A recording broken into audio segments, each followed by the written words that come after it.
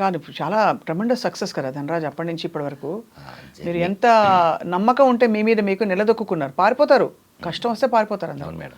Food లేదు 4 రోజులు కష్టం వస్తే పారిపోతారు. అవును మేడం, వెళ్ళిపోతుంది. చూశాను మేడం, నేను నన్ను ఇన్స్పిరేషన్ తీసుకొని వచ్చిన వాళ్ళు ఉన్నారు, వెళ్ళిపోయి. నేను అలా అడిగిన వాళ్ళకి ఒకటే చెప్పాను, తమ్ముడు నాకు అప్పుడు ఏంటంటే ఆర్థిక పరిస్థితి బాగోక, నేను 9వ తరగతి చదవడం వల్ల వేరే ఆప్షన్ లేక, వెనక్కి వెళ్తే కూడా ఏం చేయలేమన్న ఒక భయం, ముందుకే వెళ్ళాలని ఒక గోల్, అలా వచ్చాను.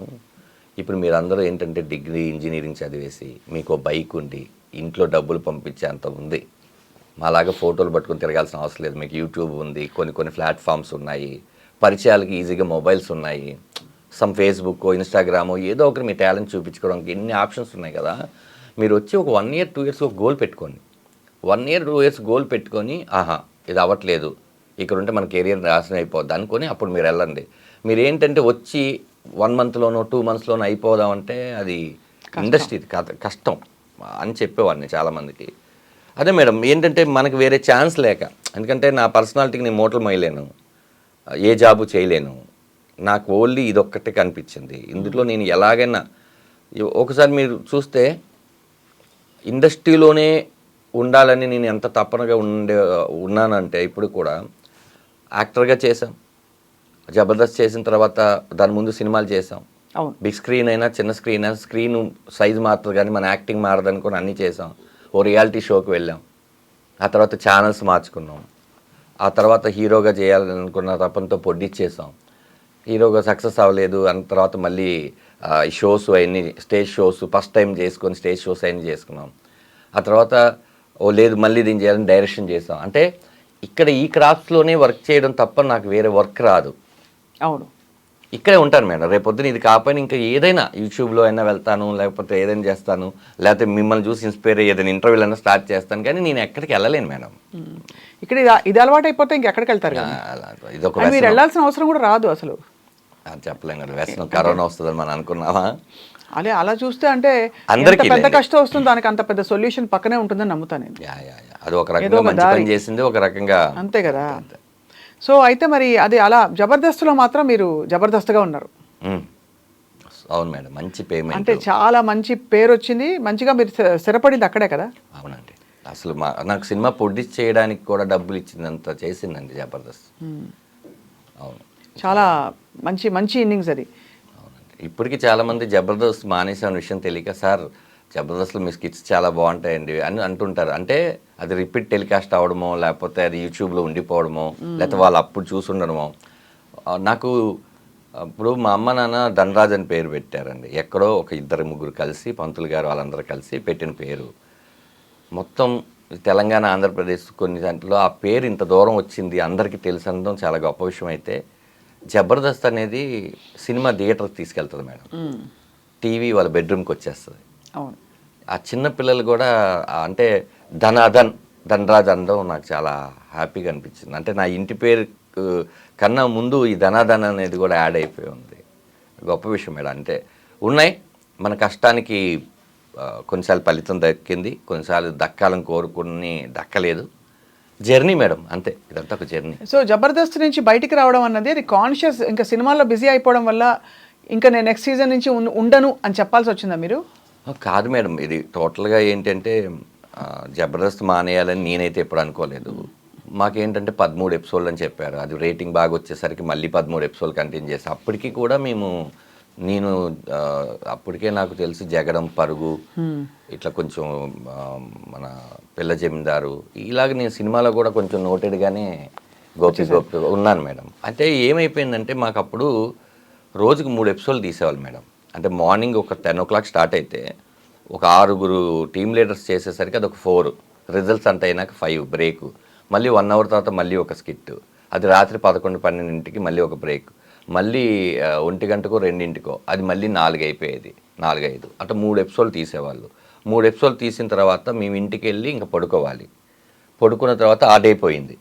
ఆ నెక్స్ట్ డే నుంచి మళ్ళీ నెక్స్ట్ వీక్కి సంబంధించిన కాన్సెప్ట్ ఏంటి రాసుకోవాలి.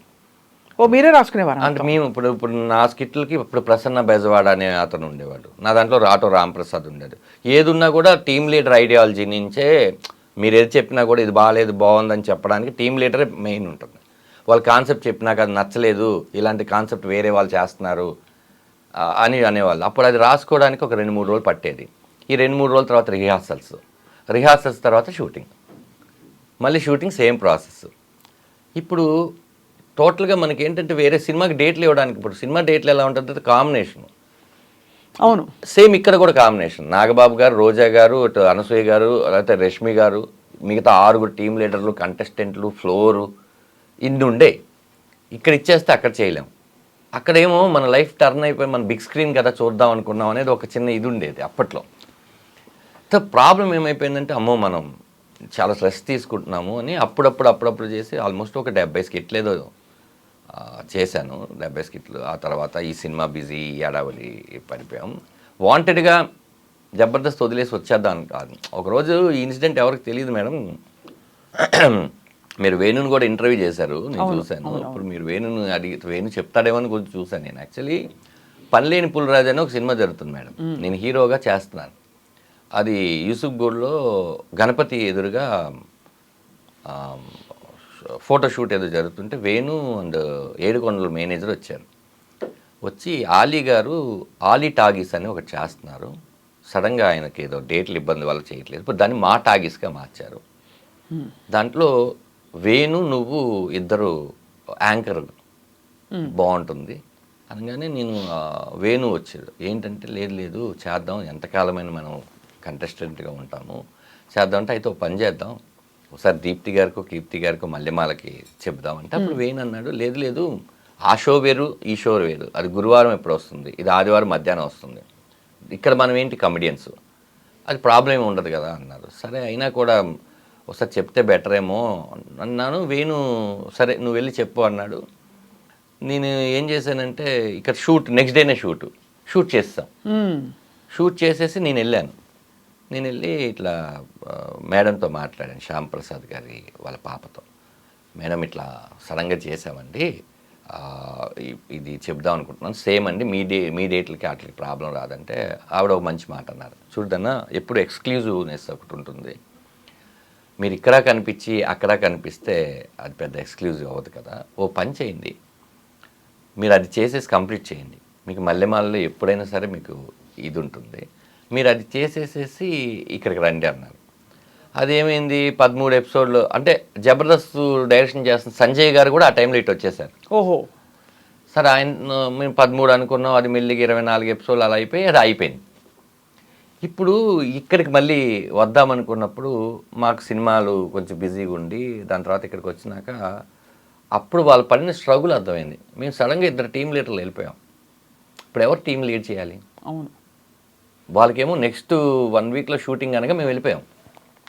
ఇప్పుడు వాళ్ళు సుధీర్ని తయారు చేసి అటు వేణు వాళ్ళ కంటెస్టెంట్ సుధీర్ గెటప్ సీన్ చేసి నా దాంట్లోంచి రామ్ ప్రసాద్ని తీసుకొని వెళ్ళి అటు పెట్టి నా దాంట్లో చేస్తున్న రాకేష్కి ఒక టీం ఇచ్చి రాకింగ్ రాకేష్కి ఆర్పి అండ్ రాకింగ్ రాకేష్కి టీం చేసి వాళ్ళు షఫిల్ చేసి వాళ్ళు ఎంత కష్టపడ్డారో అనే విషయం మేము మర్చిపోయాం. దట్స్ వై వాళ్ళకి ఎక్కడో ఒక చిన్న ఉంటుంది కదా. తర్వాత మేము కూడా ఎక్కువ వెళ్ళి ఇది చేయలేదు. దాని తర్వాత నితిన్ భారత్లు వచ్చి సంజీవ్ వెళ్ళిపోయినాక డైరెక్టర్ మారిపోయాడు. ఇదంతా ఒక తెలియకుండా ఒక చిన్న కొలాప్స్ అలా జరిగింది. బట్ నో రిగ్రెట్స్ కదా. రిగ్రెట్స్ అంటే మనమైతే చెప్పేసాం, కాలం నిర్ణయించింది.